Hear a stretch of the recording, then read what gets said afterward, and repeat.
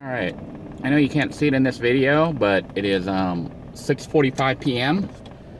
Today is Wednesday, March the 5th, 2017. I'm currently at the racetrack at the corner of Palm Bay Road and I-95, getting ready to head out to the compound. And you're like, hey, why is Denoy going to the compound when it's getting dark? Well, I've decided I'm going to try to give the hut some light, some real lighting. So I spent a little bit of time today wandering around Walmart. It's like my favorite store here. But I bought, whoa, let me straighten up this camera here. Almost got smashed by that truck there, huh? Did you hear him honk at me? Thank goodness, so I wouldn't get plastered. Anyhow,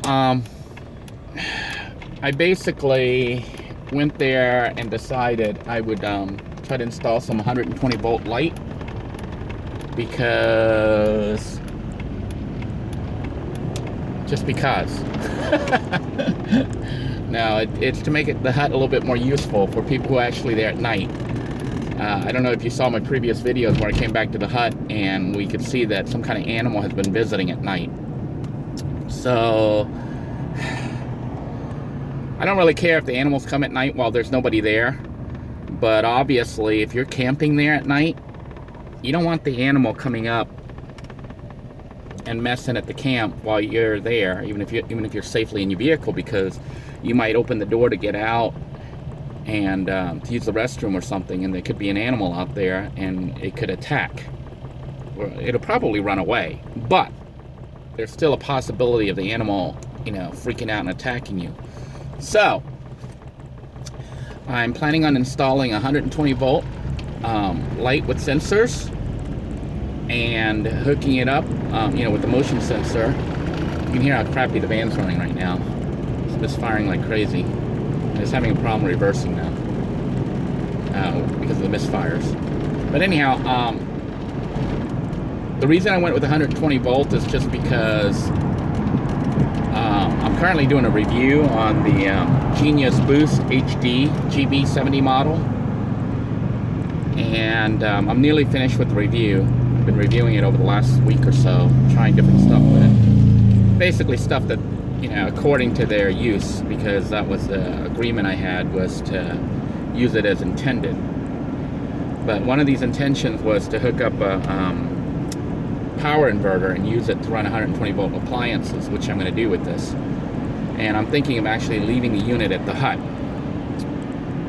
So if you go by the hut and you need it, grab it. But if not, leave it so it can be used by those who show up at the hut, so there'll be lighting. But essentially, the GB70 is a battery pack. Right then, it's a lithium-ion battery pack, which can be charged up through a cigarette lighter plug on your car. Although I'm thinking it could probably, although it's not, the official way to charge it, you could probably quick charge it by hooking it up to a car's existing battery. Like when you're charging your car up, you have your car running up and you're acting like you're jumping it, just plug the red to red and black to black, and I suspect that it will it will charge up unless they put some kind of safety reverse flow on it or something, I don't know. So I'm thinking and you turn the unit on, it should probably charge up. We'll see, we're going to try that later, even though that's not the official way you're supposed to charge it. But the official way takes like a couple hours of driving around. The way I'm thinking should only take a few minutes, maybe 10-15 minutes at the most. Anyhow, some of you are curious as to why I cook up front instead of in the back of the vehicle. I think I explained it in a previous video, but I'll explain it again. It has to do with efficiency and saving time. Like right now I'm driving, so because I cook with an inverter system, I basically take my 12 volt DC that's outputted by the car, the battery system of the car, I route that to a small little house battery, which is inside the vehicle. And that house battery is actually, sorry about the camera here, house battery is a small little AGM cell that I upgraded. I think it's only about 35 amp hours, which is tiny. So in order to use it to cook food and stuff, 35 amp hours won't last more than a few minutes if you're trying to cook something at 300 watts, which is what my rice cooker uses. So that house battery has to be connected to the vehicle battery, which is being charged by the alternator. I have a little switch which I've installed on the driver's side, front seat here, that I can switch on to connect the two batteries. And what happens when I connect the two batteries is that the alternator, when it charges up the vehicle battery, it also charges up my house battery. And it does that while I'm using the power from the house battery to run through an inverter to convert it to 120 volts to run my rice cooker, which I don't know if you can hear the sizzling right now. I'm actually cooking up some sausage, some Italian sausage that's I guess they call it mashed Italian sausage or whatever. I don't know. It's not in a roll like a sausage. It's just like flat Italian sausage meat that looks almost like hamburger meat. And I'm actually cooking it up right now in the rice cooker. So hopefully it'll be fully cooked, by the time I get back to Camp Freedom 2, or close to it. Because once it's cooked, or mostly cooked, I'm going to add a little bit of water. Well, I'm going to try to pour out some of that grease, I think. Then I'm going to add a little bit of water. Then I'm going to add some spaghetti sauce. And then I'm going to throw in some of my garden rotini. And that's going to be dinner for tonight. It's about 6:40 now. I'm hoping to have dinner ready by about 7, maybe 7:15. So the plan is to cook the dinner while I'm driving. And what happens is basically the power is freely generated right now by my car's engine, and the alternator, it's spinning the alternator, so the alternator is charging the battery system for the vehicle, and I'm pulling some of that power to my house battery here, which is running my rice cooker, so it's free electricity. So I'm really just getting free energy right now. I'm paying for it in gas, but because I'm driving anyways, might as well divert that energy to cooking. And the reason I cook up front, because somebody was asking why I don't cook in the back. Why don't I just run the electricity in the back and keep it in the back and just cook, and put all my kitchen in the back? It's because I'm cooking. I have to be able to monitor the food to see when it's done and to change things out. For example, I'm cooking the sausages right now. When it gets done, which, I'm going to look when I get to another light or area where I can pull over and I can stir the food. I couldn't do that if it's in the back because I'm driving right now. So by having it just right here in the back seat, all I have to do is, pull over somewhere or even at a stoplight. I can just open up the lid here, although I have it strapped in so it doesn't fly all over the place. But I can open up the lid and stir the food, to help it cook. I can also add ingredients. Like if I didn't care about the grease in there, I could just simply add the water and the spaghetti sauce and the spaghetti, and I'll start cooking without me having to get out of the car. Okay, I see that the rice cooker has flipped itself off because it got really hot. The rice cooker, when it gets really hot, it puts itself to warm mode. So that's a good sign for me to say, hey, when I get to this little shopping plaza, I'm going to pull over and take a little break here and try to stir up the sausages, maybe dump out some grease, and continue my cooking. So it's not like you're just standing there waiting for the food to cook. I'm driving. So right now it's on warm mode, which is fine by me. In a few minutes, I could flip it back down so it's in high mode, and it'll generate a lot of high heat to cook the sausage meat. But I'm just letting it cook right now. And that's what I'm doing in it. And you can see I'm traveling right now quite a distance to make it to the Camp Freedom 2 from I-95 here. And just taking advantage of this time to let the food cook and to take advantage of the free electricity I'm generating. And that's the power of using the inverter system and cooking as I am right now.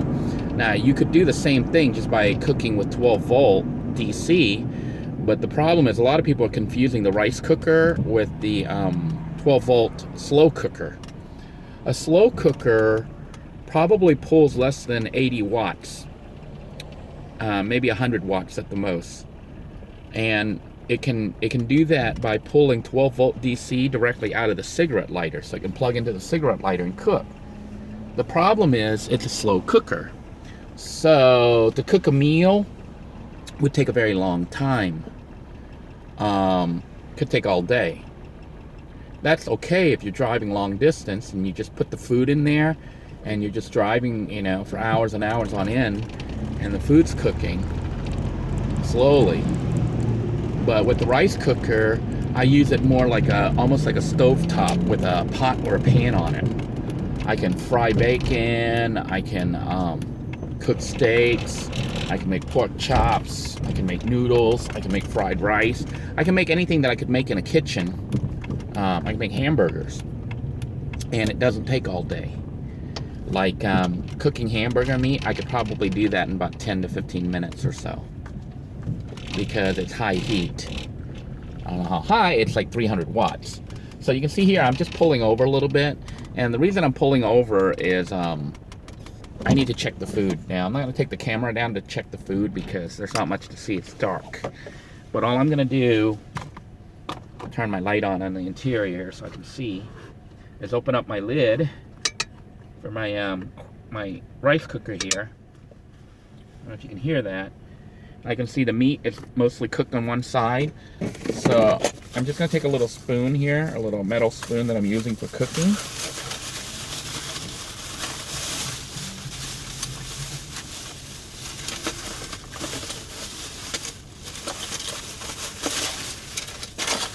So I'm taking out my my spoon here. Fork. I gotta find a spoon. I'd rather use a spoon than a fork. Okay, so I found my little spoon. So I have like some kitchenette stuff in the back and a little small one up front for when I'm cooking like this. Now obviously I would prefer to cook in the back where I can stand and do all that stuff. But when I do that, it's usually when I'm at the Camp Freedom 2 or some other, you know, spot where I don't have to be stealth. You see, like right now, I'm actually parked in a parking lot and no one even knows I'm cooking. You know, that I'm cooking spaghetti in here. And that's the power of the system. So right now, I just basically took the meat and I'm chopping it up. I flipped it and I'm chopping it up so it all cooks, because the bottom's almost burnt. You know, it's actually got, you know how it gets dark brown and gets hard? So it's like that on the bottom of the meat that I've got in here. So right now, I flipped it over so that the top part is now near the bottom, exposed. And then what I'm going to do, by chopping it, I'm giving the meat access to the heat and making it thinner. So I chop the meat now. Okay. Maybe I'll go ahead and show you what it looks like, because you're saying, this is boring, Denoy. So, and you can see there's nothing to see. Maybe I'll turn on the light here. Does that help? This is the light from the boost pack that's charging right now. But you can see that's the food right now. So you can see that is the sausages that I'm cooking up. So I chopped it up. By the way, see, this is pretty useful, isn't it? So I've chopped up my food, and now I'm going to put the lid back on. Let me set this camera up here. I'm going to put the lid back on, secure the lid.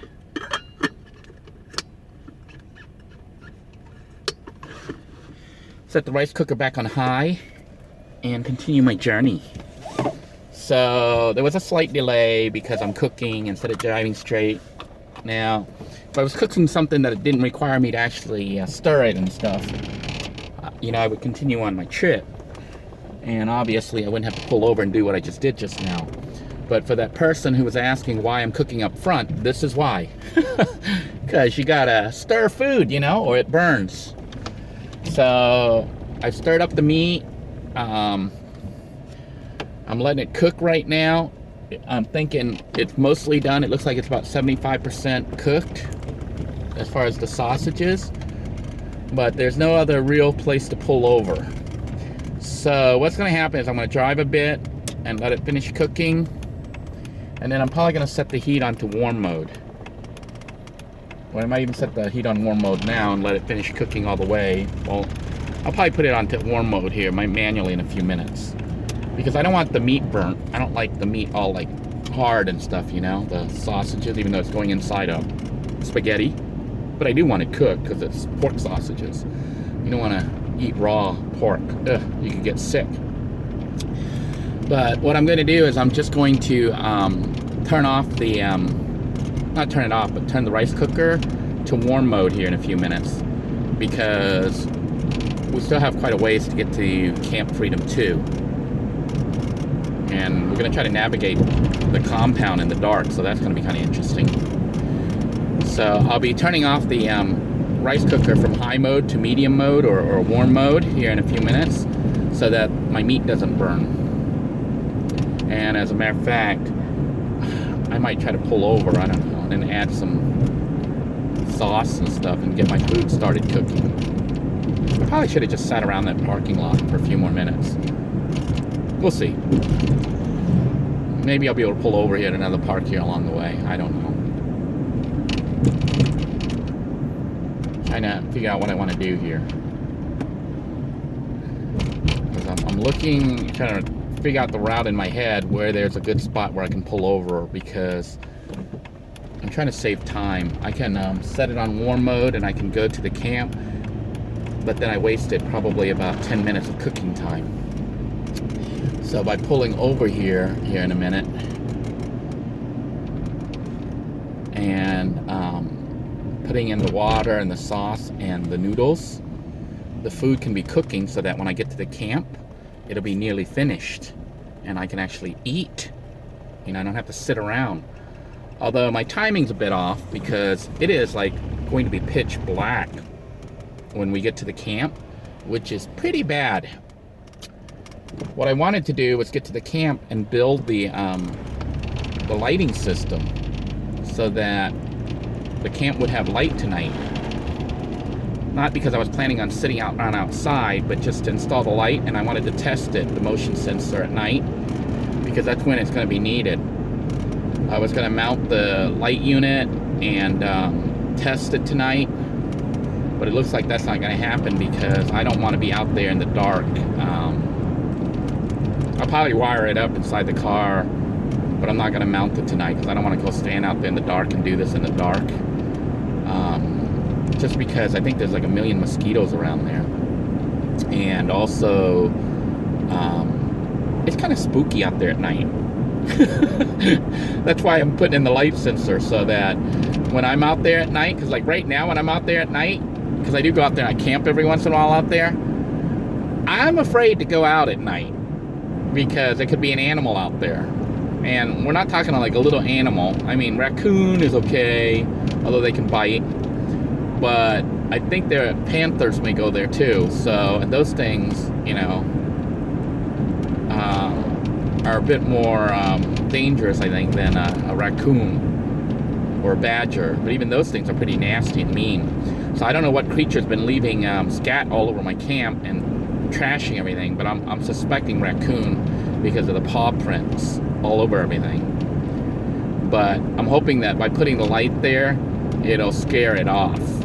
So when, you know, when I'm camped out there, the plan is to have the inverter outside at the camp, at the hut itself, hooked up to the GB70 unit here that I'm going to be leaving at the camp when this is all done, when I'm done with my review and everything, and then turning the unit on. So when I'm parked out there and there's no movement, the light should go off at the hut. But if an animal comes by, the motion sensor should detect the movement. If it hits the spot where the light, the hut itself, then the light will turn on, and in theory, the animal will run away. it will also let me know in the van that there's movement outside. I don't sleep out in the hut.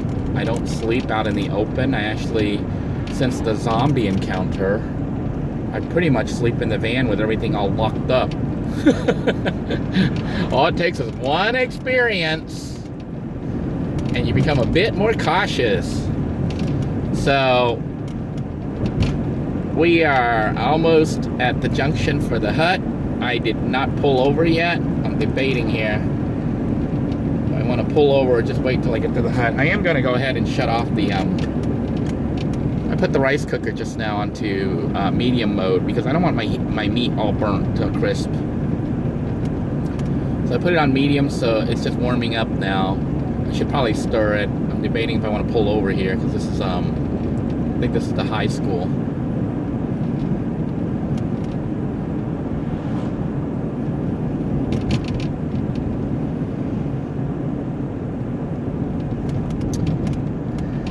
And let me think here. I'm not going to pull over at the high school because I don't want to pull into that parking lot.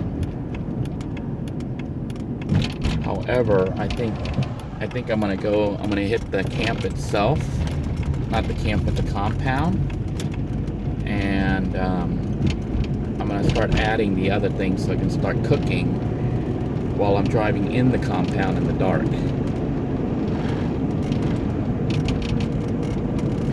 So this camera looks a lot brighter here on the camera here than it actually is. It's actually pretty dark. I mean, the camera looks pretty dark too, but you can still see a lot clearer on this camera than you can with your own eyes here looking out the windshield.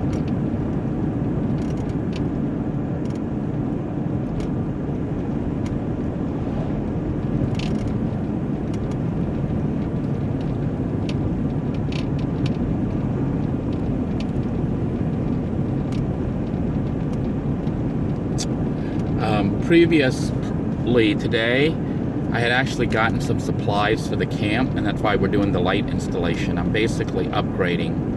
I'm hoping to get the solar panel working. If I can get that small little solar charger working, then it can be used to charge this battery pack. Possibly. If not, I'm thinking of trying to make a wind generator using the scooter's motor. Little scooter that is sitting at the hut. If you watched the previous episode, you saw where I was going to make an electric bike with it. I'm thinking of using the motor as a generator. So if that can be used to generate electricity, I can use it to basically charge up the GB70 that I'm planning on leaving there, so that somebody who shows up will have power and can use it without having to charge the unit up if it's drained down. Now, I do know for a fact that other humans have been to the camp because they left booze and stuff around, but they did not do anything destructive to the camp. So you know what, I'm not gonna pull over here. I'm gonna go ahead and drive all the way to the camp and finish cooking over there, because we're talking about 5-6 minutes, and if I pull over, somebody's bound to spot me from the road, and it could be a cop, and that's the last thing I need is a cop saying, "What are you doing out here in the dark?" "I'm just going for a ride, officer." You can see this is like totally dark now. We are actually in the compound. The camera actually looks darker than it is out here, and I see another car up ahead. There's a little red light up ahead, so somebody's up ahead driving in the dark like me. I hope they don't follow me, because they're like, somebody else is out here in the dark. But yeah, there's another car out here in the dark. Several cars, and there's a car with blinking light on. I don't know what they're doing. The blinking yellow lights is probably a city vehicle, possibly spraying for bugs and stuff.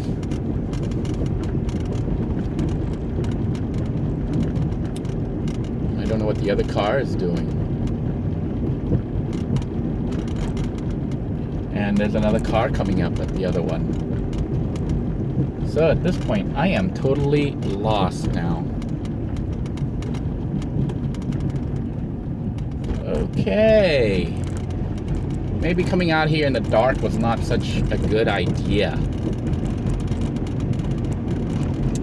Because at this point, I really don't know where I am.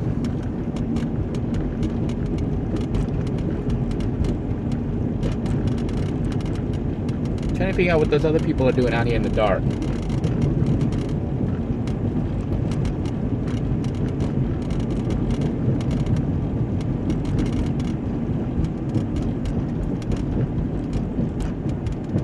It's kind of scary, actually.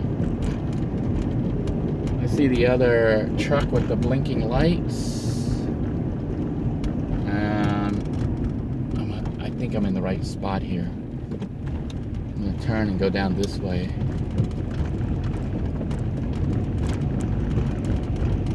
And this is the wrong road. I know this is the wrong road.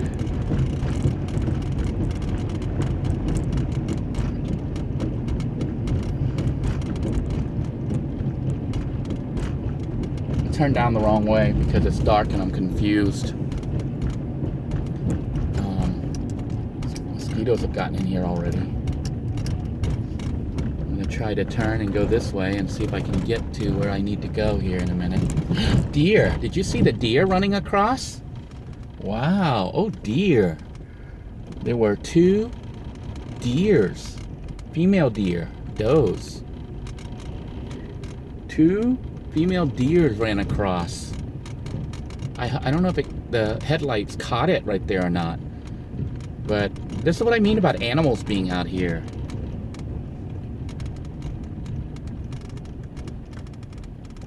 I see the blinking light there spraying or something.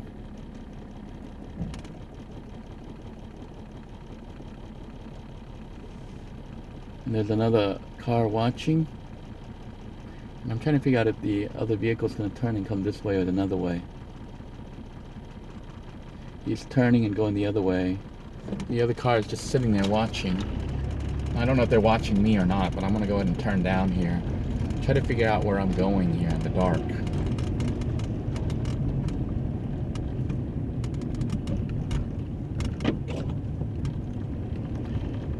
I think this is, I would say this would be the darkest it's been since I've been out here, but honestly, I've been out here later than this.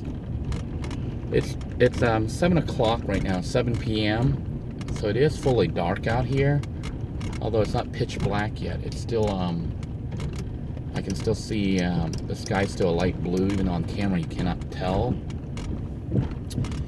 But I've been out here in pitch black when it was like 11 or 12 or whatever, when I had to bolt out of here because of the zombie attack that occurred here at Camp Freedom 1. So this is really scary, isn't it?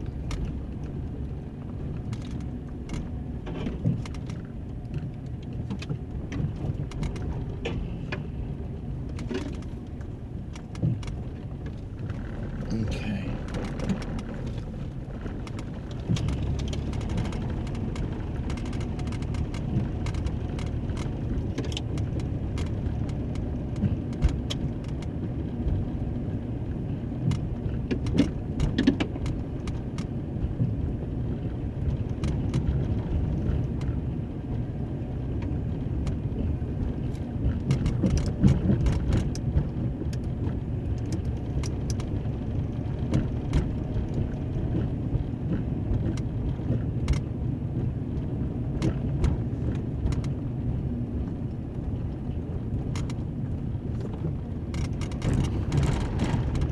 I don't think I'm being followed. I don't see any lights behind me.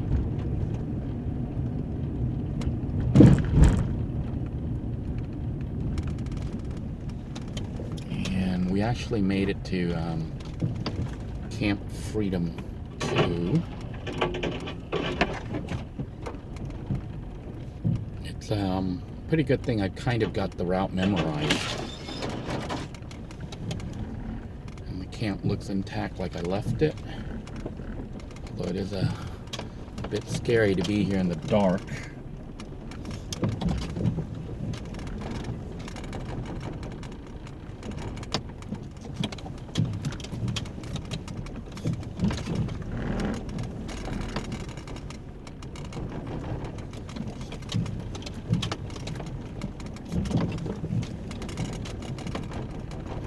You can hear the trouble my car is having now with reverse. It's misfiring like crazy.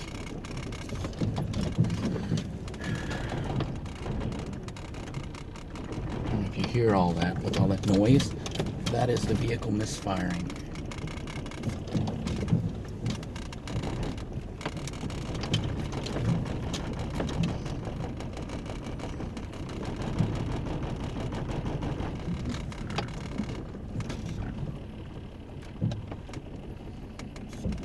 All right, and we have turned off.